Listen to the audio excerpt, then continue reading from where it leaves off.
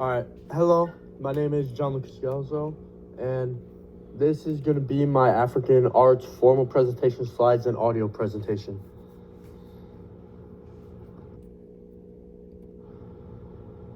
Alright, so the artist that I selected for my presentation is Frederick Bouambre.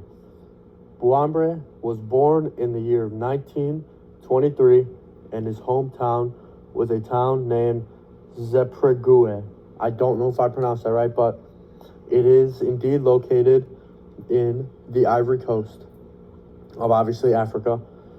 And his artistic career began in early 1948 when a life-changing vision appeared to him when he was visiting Senegal.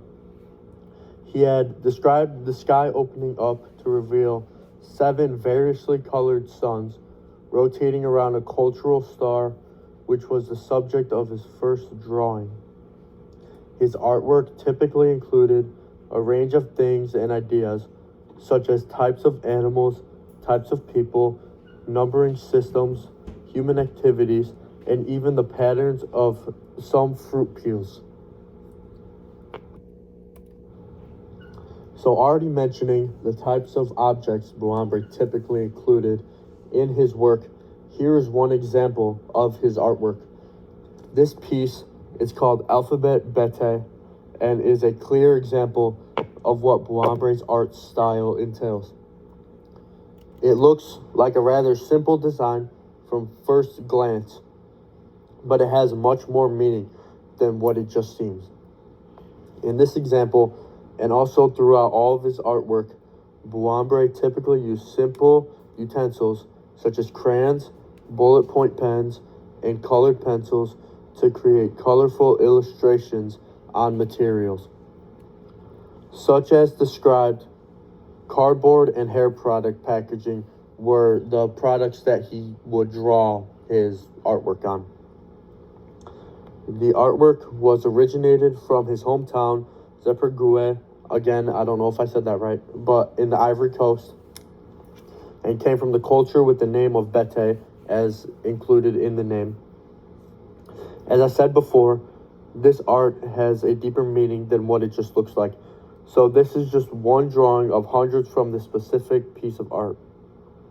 It is actually composed of 449 drawings, and each drawing is paired with a character from the written language Bouambre had created for the culture, which in this case, as you can see on the artwork, it is GBRE equals GBLE. And even though it is hundreds of drawings, it is still considered one piece of artwork. In this example, you see the letters of course at the top, as well as a picture of what seems to be a half-naked human climbing a tree with the sun in the background. And then you have a set location of north equals 118 at the bottom of the painting, or as drawing, as I should say.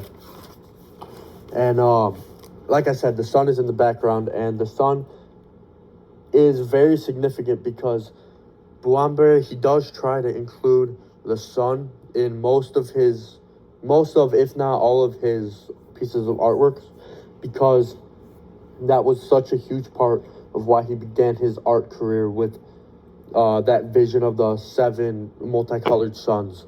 So that's why he includes the sun in a lot of his art pieces.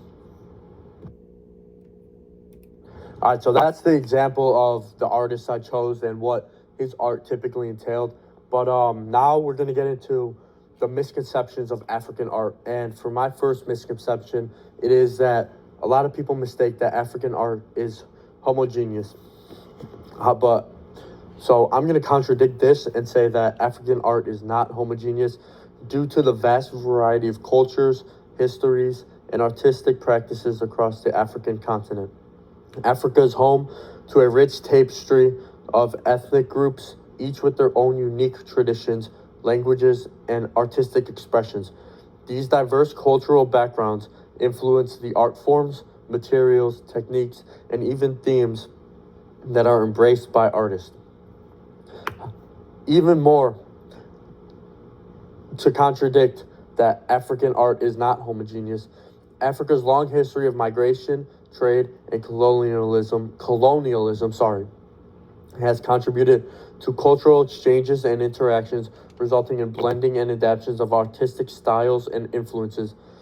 Different regions and communities have distinct artistic traditions, ranging from sculptures, masks, textiles, vibrant paintings, pottery, and even jewelry. Overall, my argument for African art not being homogeneous is basically just going over the richness and complexity of the continent's cultural heritage and the multiplexity of voices and perspectives that come from each country in the continent, making it not homogeneous, making it way more diverse than people think it actually is.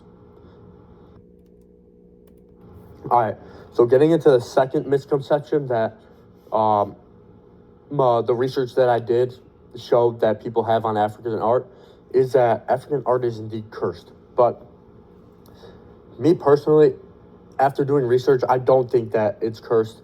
And my contradiction that it's not cursed is because being cursed is just a stereotype of the African art. And African art has had a long respected history, deeply rooted in cultural traditions and spirituality. African art encompasses a wide range of forms, including sculptures, masks, textiles, pottery, jewelry, and more, as I even stated before in the other slides. These artistic creations often serve important cultural and religious and ceremonial purposes within African societies. They are valued expressions of identity, community, spirituality, and social cohesion. Unfortunately, these negative stereotypes and misconceptions of African art have perpetuated harmful narratives that associate it with curses or negative supernatural powers, which furthermore, that means it's cursed. These misconceptions are based on ignorance and cultural biases rather than an understanding and true appreciation of the rich artistic traditions and cultural context from which African art emerges. It is important to approach African art with respect, open-mindedness, and willingness to learn about its cultural significance and a historical context. By doing so, we can appreciate the diversity and beauty of African art and challenge unfounded beliefs or prejudices. So, African art being cursed is just not true. It's just a complete stereotype and misconception, and people need to really, really start to appreciate African art for what it is. All right, so as far as my discussion questions for you guys, my first one is, what about African culture could possibly make people think that their own culture and artwork is indeed cursed? Like I said in the first slide before, African art should be respected. So what makes people think that the art is indeed cursed, and what makes people come up with that stereotype? And then my second discussion question I have for you guys, it's actually kind of two questions in one, but it's, why is Frederick Bouambre's artwork so impactful, even though it is so simple and looks so easy to draw with like just colored pencils, ballpoint pens, and crayons that he uses? And what makes his unique art style different from other artists? So what makes him stand out from other artists that you know of or have done research on? And then here's my general works cited page. This is what I got from just the DePaul system itself. So the DePaul library system, these are the sources I had. Of course, I had other sources too that I'm going to put in my PDF, but these are the general works cited sources that I had.